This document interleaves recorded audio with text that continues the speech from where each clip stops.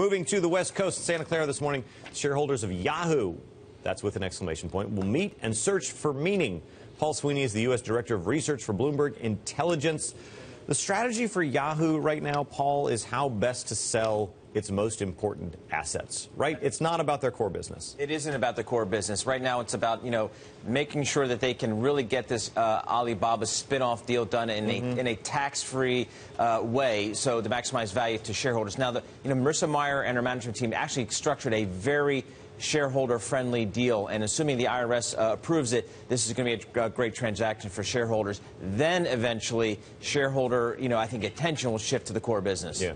So it's really out of Yahoo's core at this stage? I think it is. I mean, I think, again, they structured probably the most shareholder-friendly deal they could have, spinning it all off to shareholders, giving shareholders the value for the Alibaba shares. And then the question is, Yahoo Japan, that's another $8 or $9 billion asset that they need to monetize at some point. And then, of course, the core business. So they have their chief monetization officer, Marissa Mayer. Bring up the chart here of AOL versus Yahoo. I didn't realize how well she's done, given Alibaba and given the excitement about AOL. Is her job on the line at this meeting today? I don't think it is. I think she still has some runway left with shareholders. I think one of the key issues is, however, eventually shareholders are going to want to say, listen, Marissa, you're in a business, internet advertising, that's growing 15% a year, yet Yahoo does not grow its revenue at all. And at some point, shareholders are going to say, listen, what is the strategy here for starting to get the top line growing again? Yeah, I've always sort of assumed that Yahoo is Alibaba plus something else that's not particularly significant. I'm looking at a research note from UBS,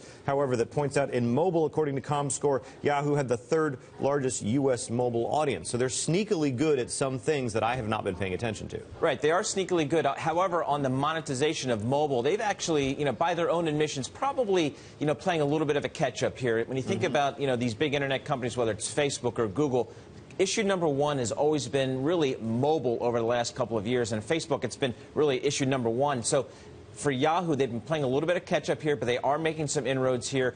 But still, we don't see it on the top line, and investors step back every quarter and say, listen, when are we going to get top-line growth? Because we're paying a big multiple, in theory, for this company. Where's the top-line growth? Yahoo, the core company, ex-Alibaba, ex-Japan.